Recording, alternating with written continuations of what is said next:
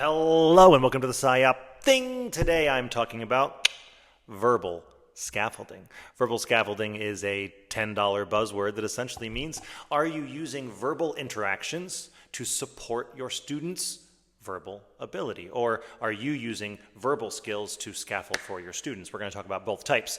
Think about the way the brain learns. We make an error, we get feedback on that error, we learn. Or we make an error, we don't get feedback, we don't learn. Very simple stuff. And our students are currently walking around navigating the world in a language that is not their dominant language. So they're going to make errors. If you are a teacher at this school, you hear verbal errors every day. And verbal scaffolding is giving ourselves responsibility for quickly redirecting and feedbacking when those errors are made. For example, in a class, your student might say this, "Oh, teacher, I'm boring." So then you say this.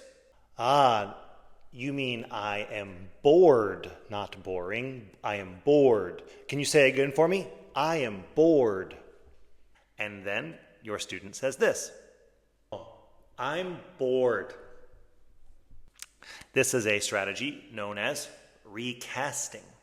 Simply just recasting and repeating when an error is made. And the more we do this, the more we can help correct small verbal mistakes that our students are making. There are a lot of strategies like this that I want to talk about quickly in this video for verbal scaffolding. Here's a list of them right here. First, let's talk about clarifying. Clarifying is very simple. A student might say this. Pollution is bad. So you say this. Yes, pollution is bad, but can we be a little more specific? What kind of bad do you mean? Bad how? And the student responds with this.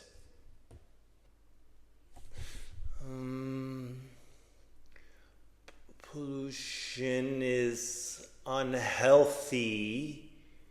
Unhealthy. Mwah. Beautiful. We've just created a teachable moment, a teachable verbal moment in our class. Another one would be expansion. Sometimes students want to just quickly get a short answer out because they don't have the time to sort out what they want to say, or they don't have the ability to just let it roll off the tongue. So we need to force the moment a bit. So the student says this. Pollution is unhealthy. And you say this. That is true. Pollution is unhealthy. But let's expand that a little bit more. Can you tell me why it is unhealthy, or how it is unhealthy, or what effect it has? Allowing the proper wait time for the student to eventually say maybe something like this. Well, when we breathe small particles into our lungs, it scratches them and hurts our trachea. All right. Another small one we can do that I'm not going to do a little cutaway scene to is just evaluating. Are you giving the proper praise or the proper targeted feedback when a student says something to know that what they've said is correct or incorrect? That can just be as simple as, yes, Tommy, excellent usage of the word automatopoeia, or whatever it is that you're teaching. Yeah, because I'm sure you math teachers are talking about automatopoeia. But yeah, even using small moments to make sure we are evaluating. Another one could be rephrasing. Rephrasing is similar to recasting, but a little bit different. For example, a student might say this. Oh yes, teacher, it makes it small. It makes it small. So then you say this. Yes, it does shrink. Doesn't it? It makes it small. It shrinks it. Very good. And there we go. We have rephrased. We have rephrased for the student in the moment to allow for those new brain loops to form. Now, those are the things that you can do with students in the moment. But there's also some things you can do just as a teacher to make sure that you are a verbally supportive person when you are sharing information with them. One thing can be using appositive definitions.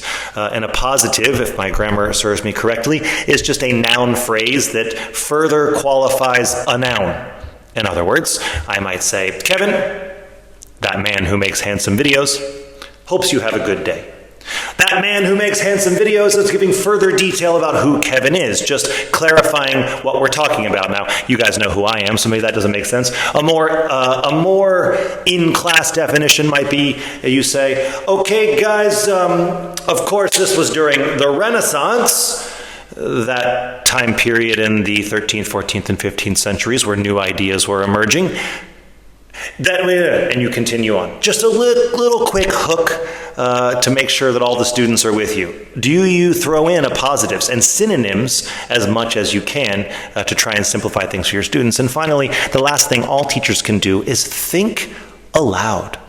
Think out loud in front of your kids. Verbalize your own thought process. The more they can hear a competent, fluent person think aloud and work through things, the more they can see how thinking is actually modeled. Verbalize it. Anyway, I hope some of this helps.